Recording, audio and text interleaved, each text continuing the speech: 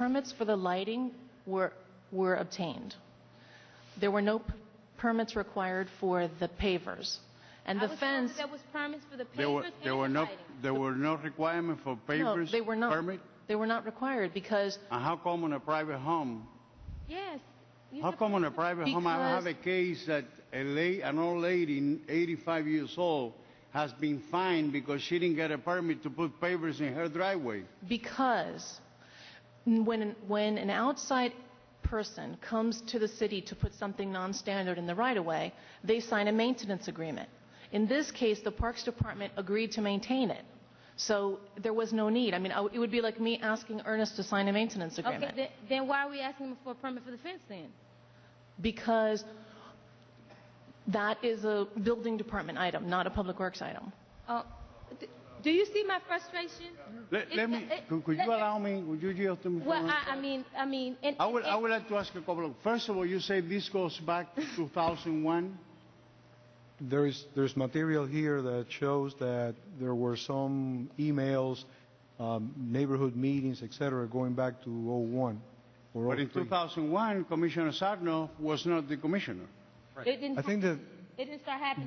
back in 2001, from looking at the history of this, the City Commission had passed some sort of resolution directing that all unimproved right-of-ways were paved. Okay? And Margaret had 3 blocks that were not paved. But how do we allow to put pavers on a public right-of-way, something that was supposed to be a street? Yeah, Isn't that supposed to be in a street? Yes. Because let me give you another case in my district. Unless we're going to start treating areas differently here. I had a case in my district of a gentleman that had an unimproved area that people were using to consume drugs, to run from police, to vandalism. They used to drive cars into that alley and disassemble cars. So the owner of this property decided to fence the area and to have it secure. And he was maintaining the area clean, he was doing everything, he had flowers, everything. Code enforcement went to this guy's house and made this guy's life miserable until they brought him to code enforcement. He had to knock down the fence, he had to remove all the flowers, he had to bring it back to the status. So you're treating one case one way and you're treating another case another way? That's my point. That's my...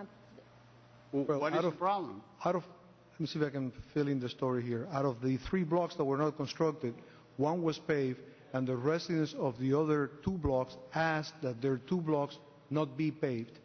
There were no homes facing Margaret on those 2 blocks. So those 2 streets were not paved. And apparently years later, in 03, 04, 05, there was communication with the neighbors where they wanted to beautify that unimproved right-of-way. But Mr. Manager, you know, with all due respect, if I have a group of neighbors now in Alapara that decide that they want to close the street and make a garden, can I tell them to go ahead and do it because no problem? If they sign a maintenance agreement... Are you going to support them? If they execute a maintenance agreement, yes, they can do that. They can do that? Okay, so great. If it's unimproved, yeah. So it does not have to come in front of the City Commission? No, it does not. Okay. All right. I don't want to go back and forth. I think the issue for me, what I had on all of this is no one knew who was responsible for overseeing the project. When I asked Parks said it was Public Works. When I asked Public Works, they said it was Parks. No one knew what it was, and that is definitely an issue. Hector, you know, I was told that the only thing that got permits was the pavers and the uplighting. Is that not true? Were permits pulled for those 2 things? Hector Lima, Director of Building. Just to set the record clear,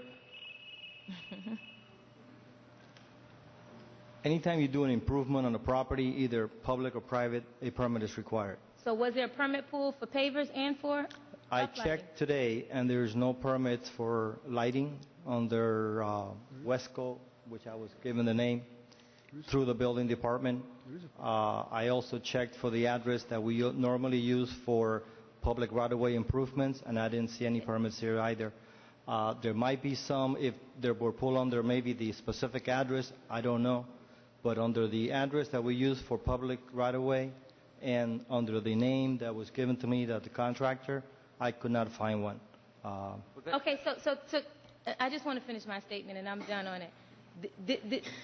This is the problem that I'm having. It's like I get briefed in my office about an issue, and I'm told, Commissioner Spence-Jones, we had permits for lights and pavers. We didn't have the permits for the fences.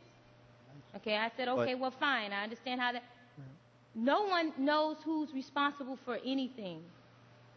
It's a shame. And I'm just going to say this. I'm glad in the last city commission meeting. I'm so glad in the last city commission meeting. I asked for the quality of life funds that no matter what, and I understand you guys keep saying this over and over again, but I'm saying we need to look at the financial integrity ordinance anytime, any project, whether or not it be quality of life or whatever the case may be, even if the bond oversight board says, yes, we support, because they can only support or recommend, they can't direct or tell anybody to spend any money, those projects are, you guys are responsible for taking it or bringing it back in front of the city commission to make sure we approve it. And that, you know, and the reason why that ordinance was created was to make sure that one particular district did not get more work or more projects happening than the others. To always make sure if there was a 4 or 5 year plan put in place, all of us had a clear understanding of what our projects were, and we were not overloading one department with one district. That's why the ordinance was put in place. So I know we can skip, and at this point, I can't really even believe if any of it's true, because at this point, I'm seeing that there were no permits pulled for nothing. So my question is, how do we have the public walking in on a public right-of-way with electricity, pavers, and all of that without getting a permit to get it officially signed off on?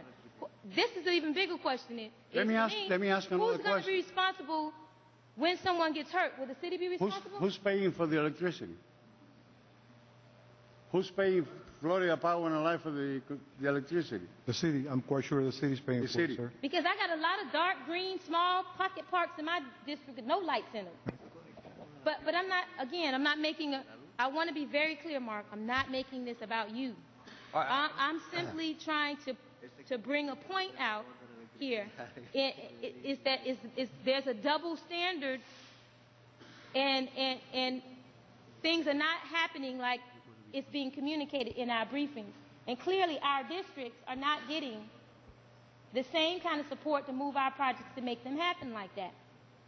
I mean, I have to literally run people down just to get a project moving. And that's a shame. And I'm going to say this in closing. Hector, thank you for responding. But I need to make one clarification. No problem. Okay. I only represent the building department. I know. The city of Miami has a lot of other departments that also issue permits. Not all permits go through the building department. So what do the permits go through? What other departments? Public Works issues permits. There's other departments that issue permits, such as So NET. if this is a public works project or a public right-of-way, then it would seem that it would be something that Public Works would have pulled the permits on, correct? I'm sorry. It's not based on what department is handling the item. It's based on the type of the scope of work. Yeah, but who's responsible for the project, though, Stephanie? Somebody, the buck got to stop with somebody. Which department? It's not building, it's not you, it's not parks.